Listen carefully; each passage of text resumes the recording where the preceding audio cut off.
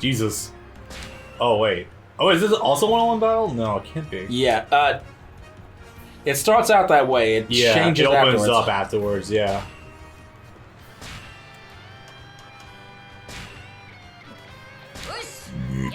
Oh boy, time for feels. Yeah. So naturally, because one of the crewmates is MIA. This scene, I wanted to point out this scene specifically for how incredibly lazy the Koei Tecmo are. Because this scene in the anime, they're supposed to be in a car, in what's basically an open air bus, not a chariot, something like that. Yeah, I remember that. But nope, now they're just walking on the ground. They can't even show the bracelets on him. That's okay, just imagine they're under his sleeves. Yeah. But it kind of misses the point of their whole royalty thing is why would they walk? I mean, really, with the armed guards, it makes it more look like they're being held prisoner. Yeah. Yeah. It really kind of undoes the tension of the scene when you look at that angle. Honestly, though, this is still really well done, but it does miss the marks of, like, the important aspects of it. So I actually normally retch at anime scenes in games because I think if you're going to go out of your way to create a deliberate style for your game to look, go all the way with it and do all the scenes in engine or in CGI or something. Don't just use clips straight from the anime. Oh. But You're talking about Berserk. Yeah. Yes and no. Things like... Are there any? I don't know of any, like, other anime games that actually use clips directly from their shows. Well, they all came out sort of around the same time. Berserk, Storm 4, Arslan, that just do either the straight anime scenes or screenshots, cheaply edited. Okay, yeah, if we're talking screenshots, and yeah, it's been pretty much like every Ultimate Ninja game ever.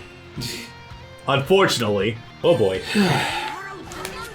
So, yeah, like I was saying earlier, naturally, because one of the crewmates is missing, Luffy's gonna go after him, but considering the delicate situation that Sanji's in with A, his hands potentially being blown up, and B, Zeph, Sanji has to make it look like he's cutting ties with Luffy, and to be fair, he does a pretty good job of it. I mean, it manages to convince Judge, yeah. As well as the other two dipshit brothers to a very lesser degree. 3. Oh, I'll only show 2 there in the cutscene, but yeah. The funny thing is, because Luffy and Nami, this is right after them getting finished up with their fight with Cracker in the Seducing Woods, which means this is after Luffy's been fighting for like 18 hours. Oh, geez, yeah. And this is also when they found the tree, the magic walking, talking tree that I forget what its name is, but they're riding the tree all the way down here. And, okay. And the moment that all 3 of the brothers get a single shot of Nami, they all make the same hard eyes that Sanji does. Yeah. So the love of all things women is hereditary. And also, continuing to drive home how incredibly attractive Nami is. I mean, weird. I mean, she's great looking, but I'm, like, the fact that it's like among all the brothers, that's just kind of weird. Also, yeah, this is kind of the whole fight. You have to consider that Nami is one of the only normal-looking humans when they're on the Big Mom Island. Yeah. Well, I guess a lot of I guess anything is really better than when you look at Brule, honestly. Brule, Pudding, Flampe, the girl in the egg diaper. Yeah. Well, I mean, they're smoothie, but I don't know, man. Giantess leads to some weird places. Not a lot of men are into giantesses, unfortunately. I mean, like, yeah, she's tall, but whatever. I guess if her drinking you drive would be kind of rough, though.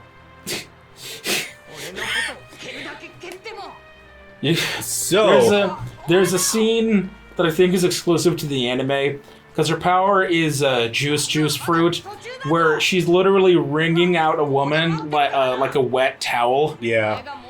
Put that shot in if you can find it. If you can't find it, ask me later. I'm gonna try to find it if you can't, because it's really fucking hysterical and creepy at the same time.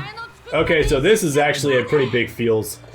This is like the only real emotional like low point we've actually had in the New World at all, Yes. and that is simultaneously impressive on its part and also disappointing of the New World.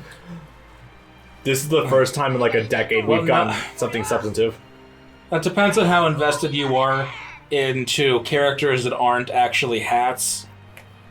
Because if you're like me and you absolutely love Bellamy, then he goes through a lot of shit in Dressrosa. All right, let me qualify that then. Characters that matter. It's the first on-screen directly affecting the viewer And now training. sort of circumstance, because like there's definitely a lot of like shit that hits hard like that you can learn about by either looking more into the story or doing like supplementary research, like, oh yeah, what the hell has Bellamy been going through? Or the dark shit that if you want to look at Doflamingo's got doing his childhood. Yeah. Like, just so many implications of abuse and stuff like that. But in terms of stuff that's actually affected the story actively, it's really like the first one. Well, there's Law's backstory. And there's a lot to go through there. Yeah. Something that isn't shown through flashback, I guess. Yeah. Yeah. Because nothing in Punk Hazard really hits home. Nothing in Fishman Island even matters, really. Punk Hazard would have, if it wasn't for that one element being so overplayed, I stopped caring. And that's the children that were kidnapped from various islands by corrupt Marines, then taken to Punk Hazard to be experimented on and drugged by Caesar to definitively have to go through drug withdrawals and then find out that they're going to die in their teenage years. Yeah. I mean, that is definitely dark shit, but that's more like that's more stated and not shown. It's kind of shown. Like half the arc is spent on dealing with the children's drug withdrawals. Yeah. It's rough. Yeah, like One Piece definitely has a lot of side shit that's really dark, but in terms of like stuff that does affect the crew directly, this is like the really big one. Would you believe me if I said that bit with the drugs is the only thing that Choppers had to do in all of the New World? Yeah. Yeah, I can believe that, actually. Because Robin has had really nothing to do so far besides being the record keeper for the poneglyphs. Yes. Yeah. No, yeah. Yeah? Yeah. That's sad. This is sad boy hours, boys. Fuck. It's okay, you can cry. In the rain, no one knows you're crying. Also, that rain is going to really fuck up the video quality on YouTube. Probably, holy shit. It is, because right now I'm still recording in just 1080p, this is only 4K or everything, so you can't see every single pixel of these rain droplets. Soon. Maybe. PS5 is out, so there is a chance. Oh god, so the first recording since the PS5 came out. The PS5 came out like 5 or 6 days ago. Yeah. The Xbox Series X also launched, but no one even noticed that it happened. Yeah, I mean, it doesn't help the fact and no one's talking about it. It doesn't help the fact that there's like literally 3 different consoles for it, like with the series stuff, the series. Series S and Series X. Yeah. Disk drives and diskless drives. Awesome. Which do you think was the better idea?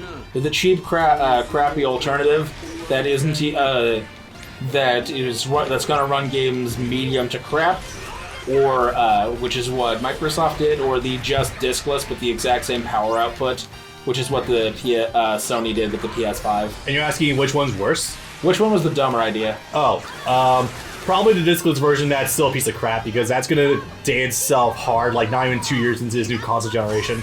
You know what the funny thing about that is? You could try me. So you know how one of the biggest marketing points about this next generation is that they're actually having backwards compatibility for real this time? Yeah. Yeah, if you try to load up an Xbox One game on that has Xbox One X enhancements on the Series S, it just runs them in regular 720p Xbox One mode. Holy shit, 720p! Yeah, because even though supposedly the Series S is still more powerful than the One X, The Series S just for some reason does not run them in their full capacity. And these are Xbox One games, the old ones. Oh my god. Yeah, that's the conflict. Freaking Vanilla Killer Instinct. Yep. Jesus. So, you know, that's a great use of your $300 for on a console that you can only buy games at full price through the publisher's discretion. Oh, what the hell was that one stupid, like, third-party action game that was, like, put out early on in the Xbox One's life cycle? Rise? Yeah. Oh boy, I can't wait to run the 720p version of Rise Son of Rome. Which was a Kinect mandated game. Oh god. Which was a Kinect acquired game until they released it on PC a year later with no Kinect. Yeah. But then I don't think ever updated the Xbox One version to be able to be played without Kinect. Nope. We should probably address a hunger strike at some point in time. Oh yeah, so when Sanji starts walking away and gets back into the car with his family, Luffy says, I'm not going to eat anything ever again unless it's made by your hands. Even if I have to starve, even if I die here, I'm going to sit under this tree, be not going nowhere and never eating ever again unless it's food that you made. That fucking hits hard, by the way, when Sanji does come back. It's really funny too because Luffy doesn't end up staying under that tree. That's when he gets kidnapped because he's starving. Yeah. And they get put inside the book prison by Big Mom. Oh Jesus, Paris Bro is I think voiced by Dio. No, he isn't. Okay, good. Nah, like that.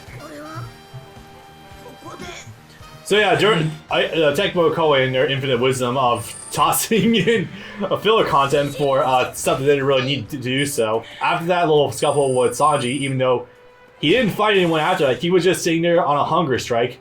Yeah, you guys get ambushed by a bunch of goons here. Okay. No, that tentatively happened. Luffy and Nami do get kidnapped and taken away to one of the castles. Oh, okay.